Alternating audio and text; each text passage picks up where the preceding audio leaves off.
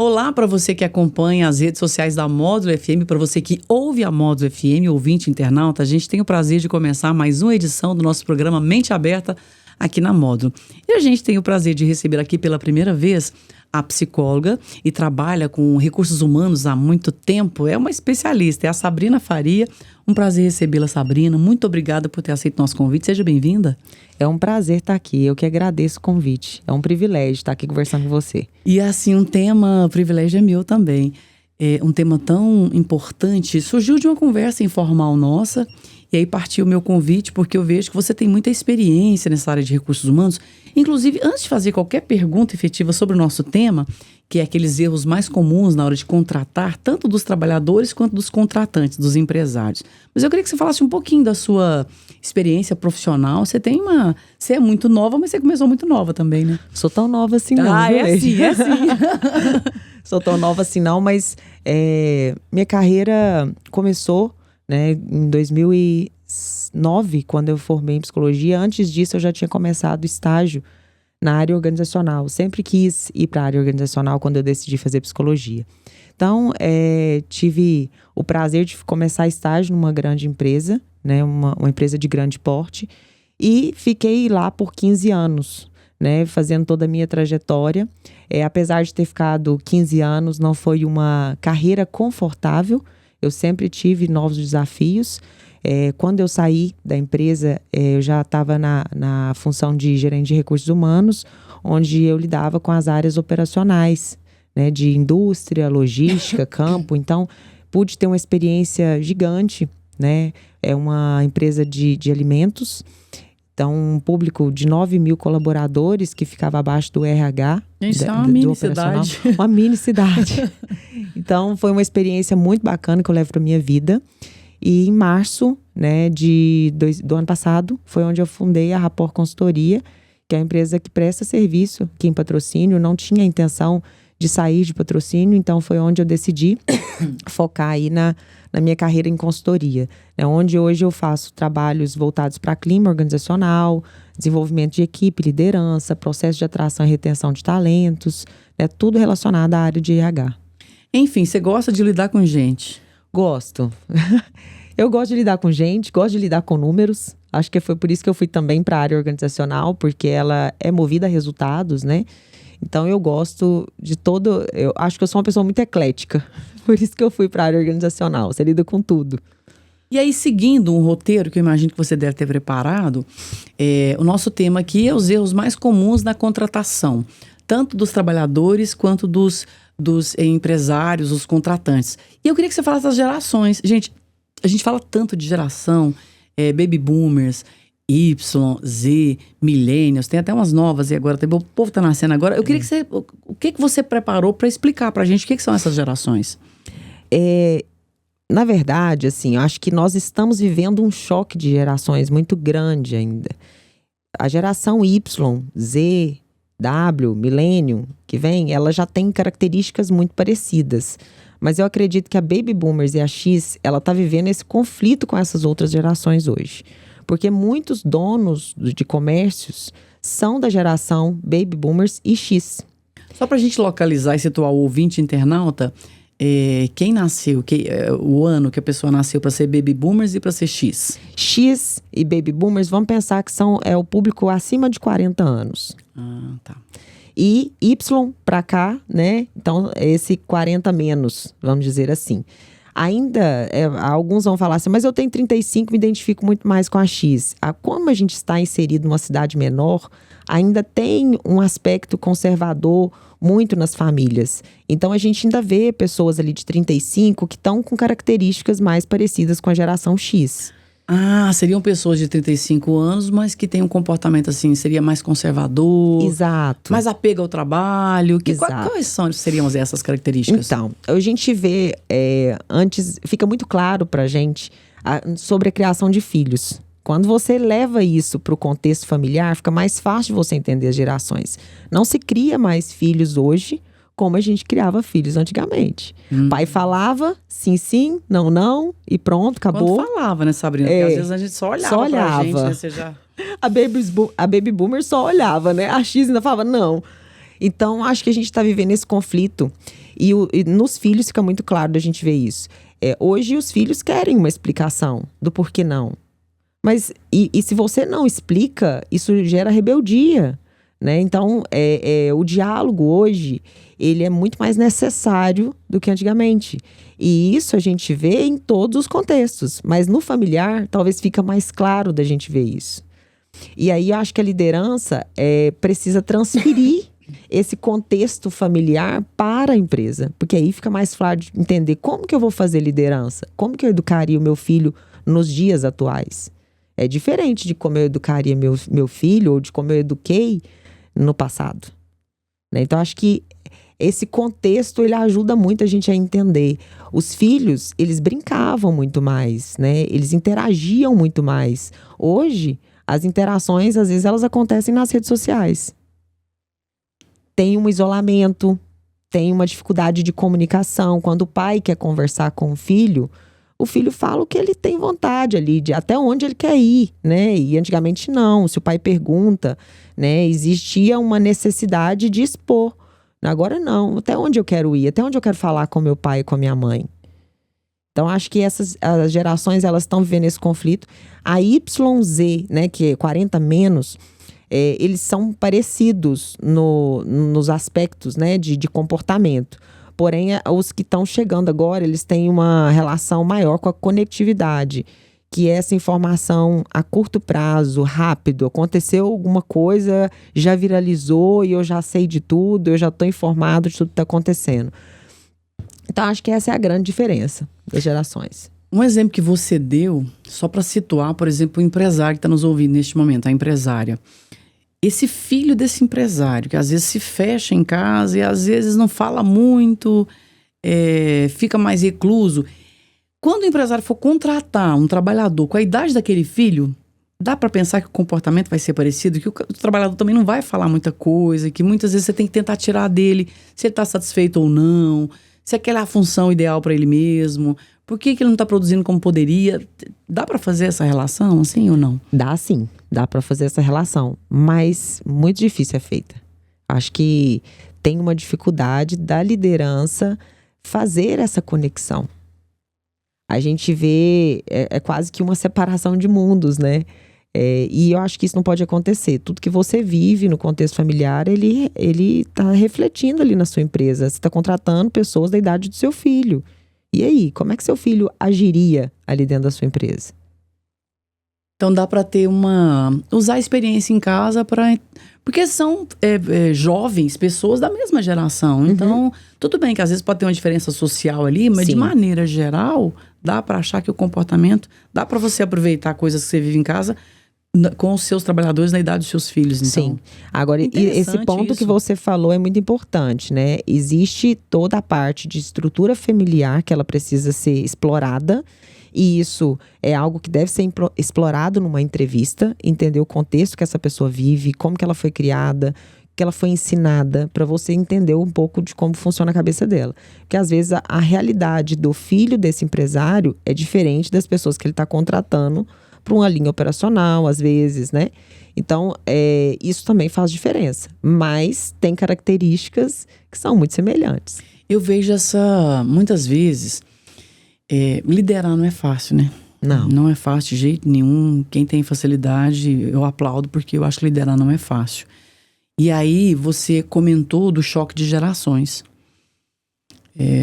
Tem o diretor, a diretora que está contratando, aí ele tem um comportamento X, Y, até fazendo aí uma comparação com as gerações.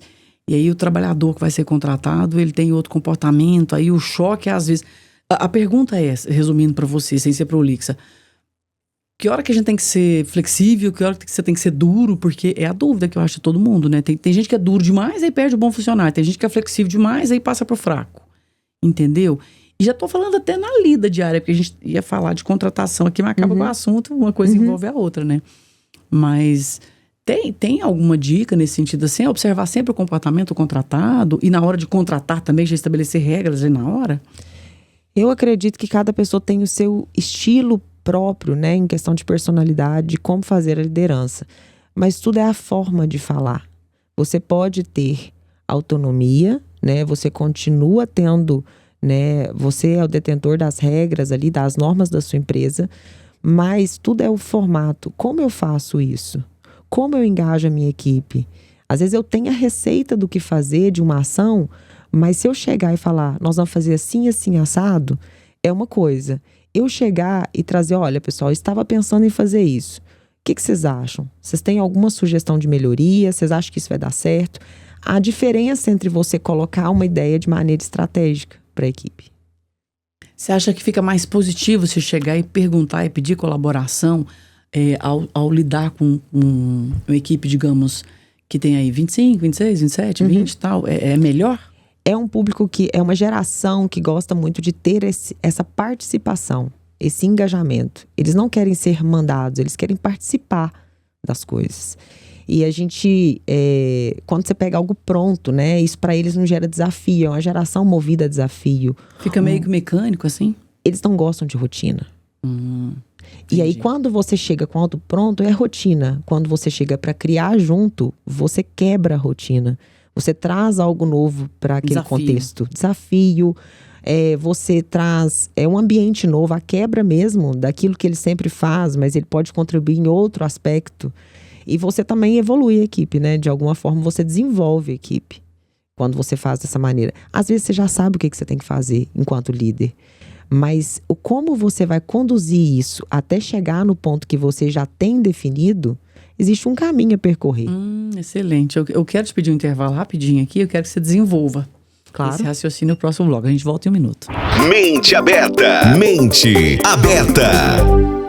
Voltamos com o nosso Mente Aberta dessa sexta-feira, tendo o prazer de receber uma psicóloga que é especialista em recursos humanos aqui, uma pessoa que gosta de lidar com gente. Isso é ouro no mundo de hoje. Sabrina Faria, eu acho que é ouro. Você começou a desenvolver o raciocínio no bloco anterior, dessa questão assim, de o líder já chegar com a ideia, ele já sabe como é que tem que ser feito, mas que tem um caminho até a equipe entender o que ele quer que seja feito. Desenvolva um pouco mais sobre isso. Eu achei muito interessante isso. A ansiedade que mata qualquer pessoa, né? É a ânsia de eu já sei o que eu quero fazer, por que eu tenho que ir lá e fazer isso e perguntar?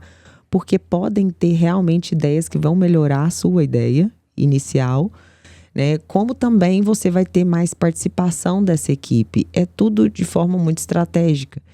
E hoje, já pegando um gancho nos principais erros, né, tanto do empregado quanto do empregador, um que eu vejo dentro dos meus processos de atração e seleção, eu gosto de acompanhar a entrevista final na empresa, junto ao gestor. Por que eu gosto de acompanhar? Não é para me ver o candidato, não é isso, mas é para garantir que esse gestor ele vai conseguir extrair as informações desse candidato. Porque o gestor sabe o que ele quer contratar. Esse líder, ele sabe que perfil que ele quer. E aí, na hora que chega na entrevista, um erro muito frequente da ansiedade é eu fazer quase um checklist, um relatório de tudo que eu quero. E ao invés de entrevistar e de conhecer esse candidato, ele começa a falar esse checklist. Ele começa a falar, olha, aqui tem que chegar no horário, a remuneração é tanto, eu preciso de uma pessoa proativa. Na verdade, você está dando para o candidato tudo o que você precisa e o que você quer ouvir. Ao invés de tentar entender se esse candidato é o que você precisa para sua empresa. Ao invés de perguntar, eu afirmo. Exatamente. Por exemplo, seria assim, você é proativo? Me fale um pouco sobre isso. Seria assim, perguntar? Aí eu vou falar assim, sim, sou. Ah, tá. Ao invés de falar assim, me cita uma situação onde você teve que tomar frente de algum projeto na empresa, ou foi uma ideia sua que você implantou, vamos numa linha operacional. Você já teve alguma ideia que você colocou na sua empresa e funcionou bem? Isso você vai extrair proatividade. Mas a ansiedade do empregador é de falar, eu preciso de uma pessoa proativa. Você é proativo? Tô. Sim, a resposta está pronta, né? E aí essa ansiedade dificulta ele de ter uma entrevista mais assertiva. Então, eu gosto de acompanhar. Geralmente, eu faço o inicial da entrevista ali, extraindo, e depois deixo livre para esse gestor perguntar algumas coisas que ele sentiu falta durante a minha entrevista. Mas eu gosto de garantir isso. O gestor participa com você da entrevista? Participa. Na final, sim. Tá. Com os triados, sim. Entendi. Com os finalistas. E aí, eu gosto de garantir que as perguntas estão sendo feitas. Quando eu faço isso, automaticamente eu já estou desenvolvendo esse líder na forma de fazer uma entrevista. Então, se ele presta atenção ali como que eu tô conduzindo e como que ele conduziria, ele já tá aprendendo algumas técnicas. E no final, às vezes, eu até falo, olha, perguntei isso pra você ver isso. Então, às vezes, eu já dou algumas dicas assim, se ele tiver que fazer sozinho, depois ele vai conduzir. Então, acaba que o trabalho que você faz dá autonomia para a pessoa. Então, Sim. Você trabalha a autonomia da pessoa que vai contratar. Essa é a intenção, ter líderes cada vez mais prontos para escolher as pessoas certas, né? Pois é, eu fico vendo, Sabrina, tem gente que acha que tá pronto, mas não tá, né? Porque a gente tá falando de erros. E aqui fala a pessoa que já errou demais da conta, entendeu? E o erro custa caro, né, pra gente na empresa. Por isso, essa nossa busca constante de conversar com pessoas, com o profissionalismo de vocês, com a experiência de vocês, para trazer luz, né? Porque a pessoa, se ela tem um funcionário, se ela tem 50 mil, todo erro é caro, né? É caro. E aí é onde a gente se pega, né? Nós estamos em Patrocínio, numa cidade aí de cerca de 90 mil habitantes, Sim. ainda com a cultura de pequenas empresas, né? O próprio dono ali que faz gestão. Então, a gente tem, às vezes, essa liderança por consequência, não uma liderança formada, né, em gestão de pessoas. É por necessidade, né? Eu faço gestão porque eu acho que eu sei fazer gestão. E, às vezes, lidera um negócio bem mesmo, é um empreendedor. Mas a gente precisa se capacitar enquanto ferramentas. Como que eu faço um feedback adequado, da maneira certa, que eu não vou expor essa pessoa, que eu não vou deixar ela sair da minha sala de forma negativa? Como que eu vou dar um feedback assertivo para melhorar? Como que eu vou trazer minha equipe para agregar nas minhas ideias? E isso a gente sente falta. A gente vê uma liderança mais dessa cultura do chefe, que é a geração X, né? Eu falo, obedece, eu falo, obedece. E não é assim hoje. Não dá para trabalhar assim hoje. A gente tem dificuldades com a geração atual? Tem sim, muitas. Mas a gente tem dificuldade dos empregadores. Às vezes, vou citar um exemplo para você, Leide, que fica muito claro. A gente não vê tanta flexibilidade em relação aos costumes das empresas. Eu tenho feito um trabalho de clima em algumas empresas e um ponto que me chamou muita atenção do que é valor para as pessoas, flexibilidade de horário. Especialmente para a geração. Ali dos 25, 26, 27. O que é valor para mim? Será que eu quero estar numa empresa por 10 anos? Não, isso não é valor para essa geração. O que é valor para essa geração é minha qualidade de vida. Como que eu vou, se eu quiser ir no médico, eu vou conseguir ir? E existe um preciosismo, às vezes, das empresas, né? De como que eu posso flexibilizar e flexibilizar. Tem alguns que essa rigidez é mais um costume do que uma necessidade. E afasta bons contratados. Afasta. É uma pergunta. Porque eu afirmei aqui, mas assim... Sim, porque eles estão disputados no mercado. Sim. Hoje a gente está vendo, e aí já entrando num ponto dos empregados, né? Qual que é a maior dificuldade? A gente tem um público que não se qualifica para áreas técnicas e nem para operacionais que exigem uma certa qualificação. A gente tem um público que vai para o operacional que não precisa de nenhuma qualificação, ou um público que vai para uma faculdade, se forma, se desenvolve, especializa.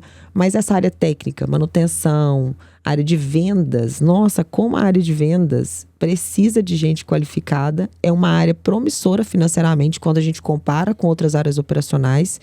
E a gente não acha gente para trabalhar. Eu tenho uma impressão, queria submeter ela a você. Eu sempre ouvi de uma pessoa que eu prezo muito, uma pessoa extremamente empreendedora, que a melhor profissão do mundo é a área de vendas, porque você faz o seu salário. Uhum. Só que uma coisa que eu vejo é que vendas está diretamente ligada à autoestima. E eu sinto que na nossa cidade as pessoas têm pouca estima. Tem, no geral, uma baixa estima. Sem querer generalizar, porque toda generalização ela incorre em erros. Mas é a minha percepção, ali bem pessoal, de que as pessoas têm baixa estima. E a venda, ela exige que você tenha estima. Porque você tem que... a pessoa tem que ser motivada. Gente, motivação é igual banho. Você tem que ter todo dia. Todo dia. Ninguém vai o mundo te desmotiva, o trânsito te desmotiva, a política te desmotiva, a família te desmotiva. Então você tem que esperar alguém te motivar. E aqui eu tô falando de mim mesma. Uhum. E eu converso com as pessoas, por exemplo, é tão legal quando... Esses dias eu conversei com um vendedor de carro. Gente, não foi aqui, não, foi em Tumbiara. Fui fazer uma visita lá em Tumbiara, que a gente tem uma emissora lá.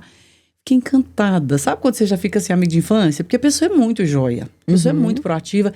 E é energia. Não foi só o que me falou, é a energia. Então eu vejo que essa área de vendas carece muito de pessoas com estima. Sim. que sabem o que querem. E não tá ali na venda só porque não achou mais nada para fazer. E a gente vê essa característica muito do atendente na venda. E a venda, ela é um processo muito estratégico. Por isso que eu acho que falta profissionais operacionais qualificados. A venda, dependendo da venda, a gente tem vários níveis de vendedores. A gente tem desde um vendedor que necessita de um curso superior, tanto de um vendedor que você consegue fazer vendas que com é ensino técnico, fundamental. puramente técnico, ele conhece o produto. Exato. E pronto, né? E isso, um curso de vendas rápido na internet, você faria sobre técnicas básicas. E o que a gente vê? Pessoas que vão procurar, mas com a ideia de que é um atendimento e não um processo de venda, de fazer o seu próprio dinheiro, né, no final do mês. E você sabe o que eu vejo também na venda? É resolver o meu problema. Exato. Não é só me vender e ter uma comissão. É me deixar satisfeita de você ver a pessoa na rua depois e joia, assim. É legal, criar um clima legal, uma coisa positiva, né? Mas é o imediatismo. Quando você faz um processo de venda que essa pessoa sai satisfeita, você cria um processo de fidelização. Isso. Por que a gente vê vendedores em lojas hoje aqui, antigos na empresa, né, com muito tempo de empresa, e fazendo uma renda muito maior do que outros vendedores recém-chegados? Por quê? Porque tem carteira de clientes, tem fidelização. Ele se encontrou naquela função. Então a gente percebe uma discrepância muito grande. Tem comércio que eu chego, eu espero o vendedor estar ocupado, a vendedora, eu espero ela terminar para me atender, porque eu gosto tanto do atendimento que eu quero aquela pessoa. Você quer aquela pessoa. Você quer um solucionador de problemas que esteja ali com você. Sim. Né? E não só tá ali para te atender, mas para estabelecer uma conexão, para te vender o que você precisa, né? E a gente vê isso em várias áreas. Hoje, eu posso dizer que a gente tem um buraco no meio, né? Entre o operacional e um público extremamente qualificado. Existem funções que são carentes, que remuneram muito bem. Uma área de manutenção, você faz um curso técnico no Senai, tem cursos no Senac, tem outros cursos que a gente poderia explorar, que as pessoas poderiam explorar mais. Mas a gente vê esse buraco no meio. Acho que é um buraco mesmo, assim. As pessoas perderam a perspectiva desses cursos técnicos. E hoje, você divulga uma vaga, às vezes de manutenção, mecânico, soldador, eletricista, que ganham muito, às vezes até mais, muitas vezes mais do que quem fez um curso superior. Eu conheço. E não é valorizado. Não valoriza ter essa formação. Porque eu acho que existe uma questão de status muito grande, tá, Leide? Que eu acho que influencia.